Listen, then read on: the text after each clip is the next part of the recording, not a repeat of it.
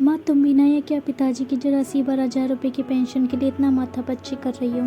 अरे इससे ज़्यादा रुपए तो हम तनख्वाह के रूप में एक कर्मचारी को दे देते हैं। मोहित चिढ़कर अपनी माँ के साथ स्टेट बैंक की लंबी कतार में लगने के बजाय माँ को घर वापस पर ले जाने का आग्रह करने लगा। वैसे मोहित ने सच ही कहा था, करोड़ों का बिजनेस था उनका। लाखों रुपए तो साल भर में यूं ही तनख्वाह और भत्ते के नाम पर कर्मचारियों पर निकल जाते थे। फिर मात्र 12,000 रुपये प्रतिमाह की पेंशन पाने के लिए स्टेट बैंक की लंबी कतार में खड़े होकर पेंशन की औपचारिकता पूर्ण करने के लिए इतना समय व्यर्थ करने का क्या औचित्य? मोहित के पिता विशंभरनाथ जी का निधन पिछले माह ही बीमारी की वजह से हुआ था। वह लगभग 12 वर्ष पूर्व एक सरकारी स्कूल में प्राध्यापक के पद से रिटायर हुए थे। तब से उनके नाम पर पेंशन ही आया करती थी।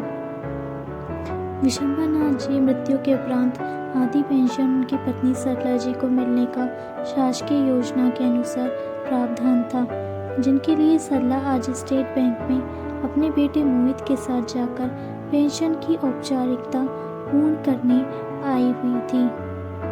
उस दिन मोहित के बेटे कुशार का 8वां जन्मदिन था। उसने अपनी दादी से साइकिल की फरमाइश की थी।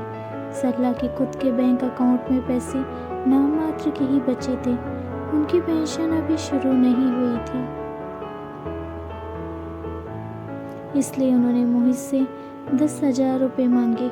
मोहित अपने ऑफिस जाने की तैयारी में व्यस्त था। उसने अचानक माँ के द्वारा 10,000 रुपये की मांग पर उसे थोड़ा अचरज सा देखा। फिर अपनी पत्नी श्रेया को माँ को 10,000 रुपये देने को कहकर चला गया।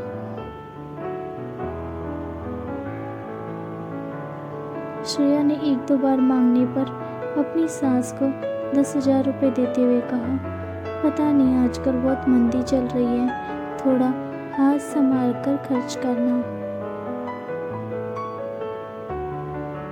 हालांकि शाम को जब सरला ने उन पैसों से कुशाग्र की साइकिल खरीदी तो घर का माहौल पूर्ववतः खुशनुमा हो गया था। अगले हफ्ते मोहित की बड़ी बहन उषा 2 दिन के लिए मायके आई थी। जब तक विशंभरनाथ जी जीवित थे, सरला को कभी पैसे के लिए किसी से पूछना नहीं पड़ता। वह खुद ही अपनी पेंशन से एक रकम निकालकर सरला को दे देते थे। मगर आज बेटी की विदाई के लिए सरला को बहू से पैसे मांगते समय उसके शब्द, पता नहीं आजकल बहुत मंदी चल रही है,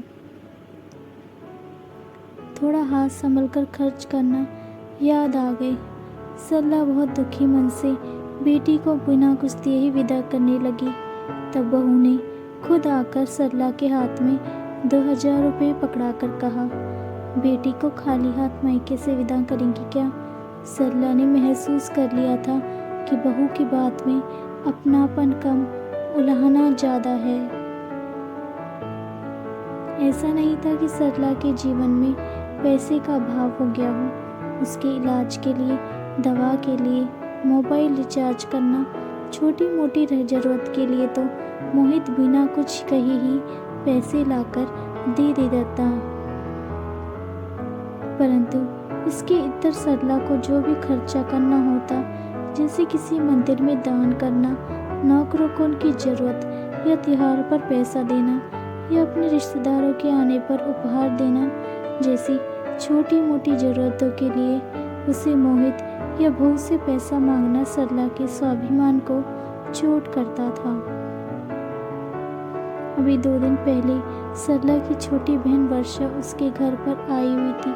वर्षा की आर्थिक स्थिति बहुत ही कमज़ोर थी, इसलिए वह सरला दीदी से कुछ आर्थिक सहयोग की अपेक्षा कर रही थी।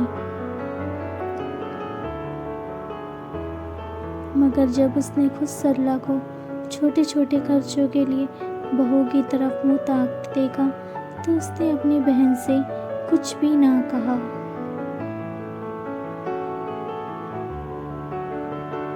आज जैसे ही सरला के मोबाइल पर पहली बार स्टेट बैंक का SMS आया, सरला ने आश्चर्य से मैसेज खोलकर देखा। पिछले 6 महीने की पेंशन 72,000 रुपये उसके अकाउंट में क्रेडिट होने का मैसेज था। वह सरला नज़दीक के एटीएम से 10,000 रुपये निकालकर जब सरला घर आ रही थी,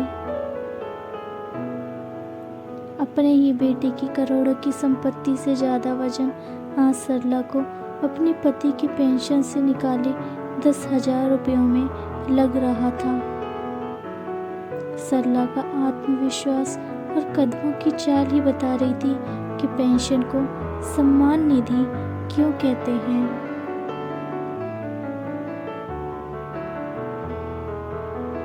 दोस्तों, अगर आपको ये छोटी सी कहानी अच्छी लगी हो तो प्लीज़ मेरे चैनल को लाइक और सब्सक्राइब कीजिएगा, ताकि आपको इस तरह की और स्टोरीज मिलती रहें।